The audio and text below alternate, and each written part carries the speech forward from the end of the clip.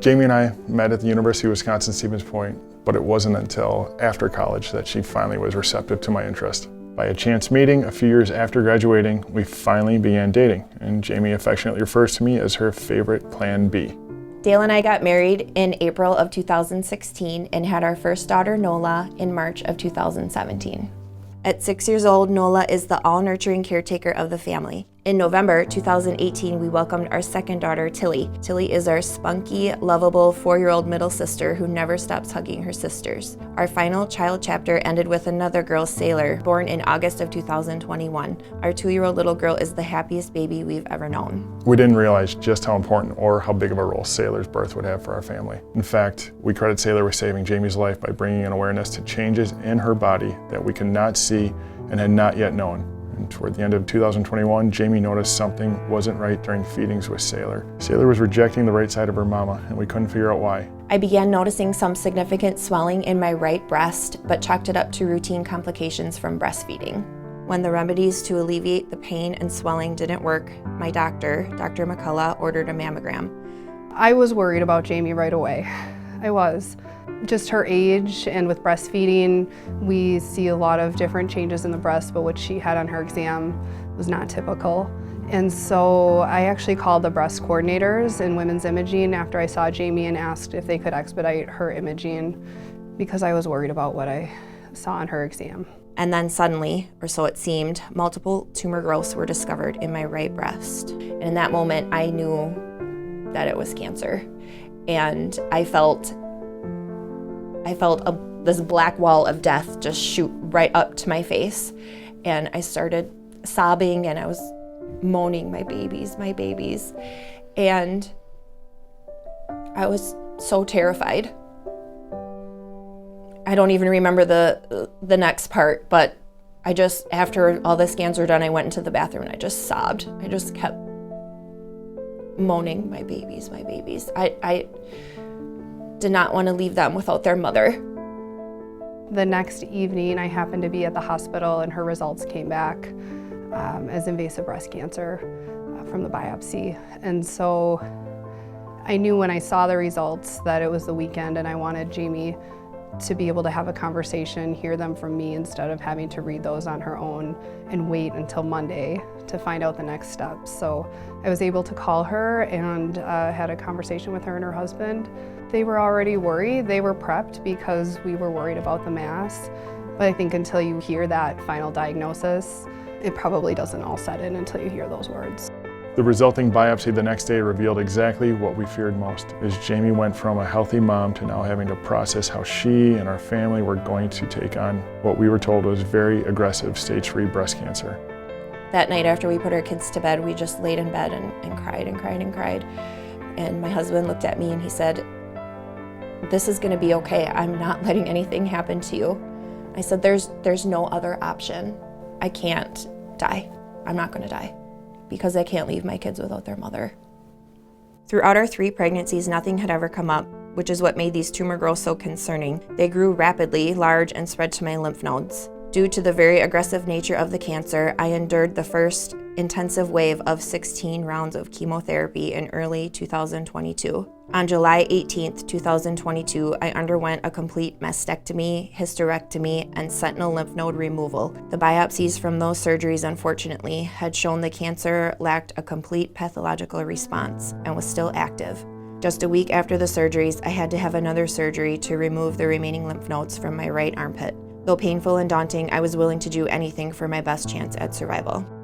So the female dream team started with Jody in lactation. She's absolutely fantastic. She was helping me in the hospital after I gave birth to Saylor, just making sure I remembered what I was doing. All the nurses in the labor and delivery are absolutely fantastic. And when I started having problems, of course, Dr. McCullough is the one that referred me to have the mammogram, and she held my hand virtually over the phone as I received the terrible diagnosis.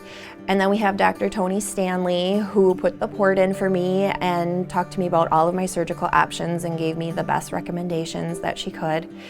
And of course, all of the nurses in the cancer center, Dr. Tole's nurse Sarah, Lisa Michaels, all of the girls in the radiation department at the oncology center, Everyone is absolutely fantastic. And I said, I have the female dream team. All of these women are strong and they're taking care of me and they have my back and they're not gonna let anything happen to me. Following the surgeries and intensive chemotherapy, Jamie completed 30 radiation treatments, which, as a treatment is intended, left her with severe skin burns. As with all heavily invasive treatments, Jamie has had numerous side effects that she still muscles through daily. Through the adversity of the diagnosis of cancer, and then also going through radiation treatments, the body-altering surgeries, and then the continued chemo on this end, she still handles everything with the same smile she used to flash at me in college. She's been an inspiration to me, and especially to the 3 little girls looking up to her every day. Throughout the continued treatments, Jamie has said, I have to get better for my girls. We asked Tilly, our 4-year-old, last night, what does love mean to her? And she said, love is...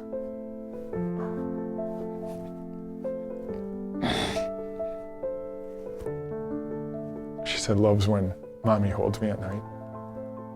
It has been a long road and we're not sure when or where the finish line will be, but we're encouraged by the incredible support we've received. People we've never met are pulling for us and demonstrating exceptional kindness.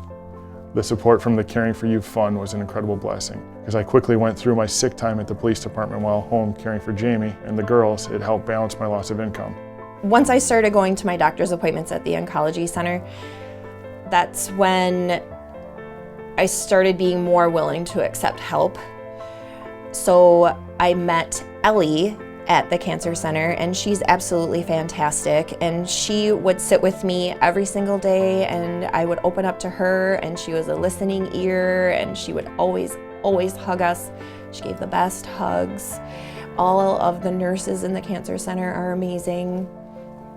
One day, Sarah, Dr. Tole's nurse, asked me if I had ever heard of the Caring for You Fund, and I hadn't, because we had always lived within our means as a single income family. We never had to ask for help, and right away it was a hard no. I was not ready to accept help like that.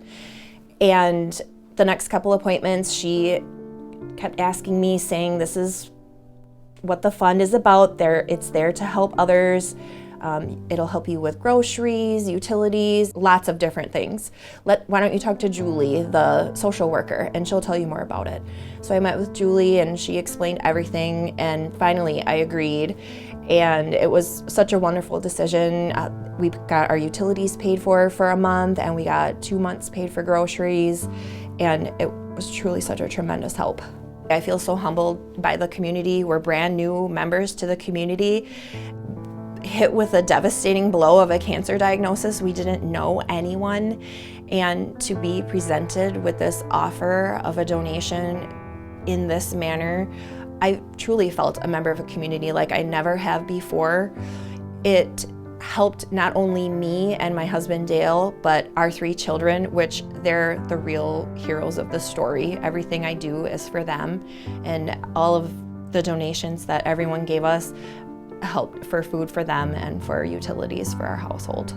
Often when a patient is diagnosed with a terminal or long-term illness, they have concerns about the financial burden their diagnosis will have on their lives, especially with the impact of today's inflation.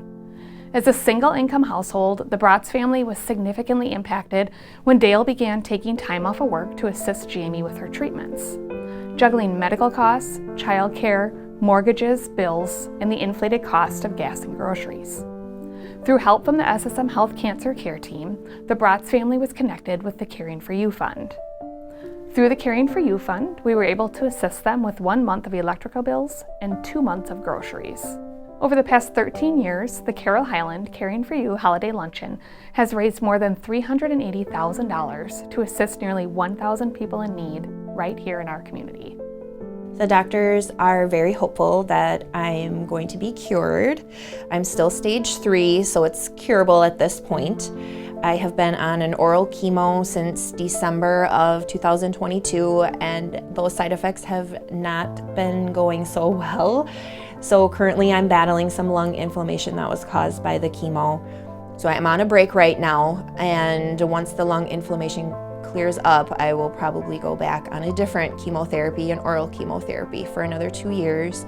So I have another 2 good years of maybe not feeling so great, but I figure if I can get through these 2 years, Again, I'm doing everything medically that I possibly can to live a long life and to meet my grandbabies, which is what I so desperately want. When you take a step back and see Jamie and see her interacting with her children and wonder, how did she have to end up with this diagnosis? I think it does, being a mother and having a young daughter as well, I think it's another reminder of how precious life is and how fortunate we are to mother our children and spend time with them. And so I think it adds probably another layer of my hopefully understanding and empathy for what Jamie is going through. And I think it's a good reminder to all of us about how precious our health is. The journey Jamie and her young family have been on has been long and difficult. We're grateful that through contributions to the Caring for You Fund, we were able to help the Bratz family through this time to help relieve the financial impact Jamie's diagnosis has had. This fund exists to help patients with non-medical needs while they're undergoing treatment for terminal or long-term illness, with expenses such as rent, groceries, gas, or utilities when they need it most. Please consider making a gift to the Caring for You Fund to allow us to continue to care for patients like Jamie right here in our community. To make a contribution to the Caring for You Fund, please visit ssmhealth.com/caringforyou. Your support truly makes a difference.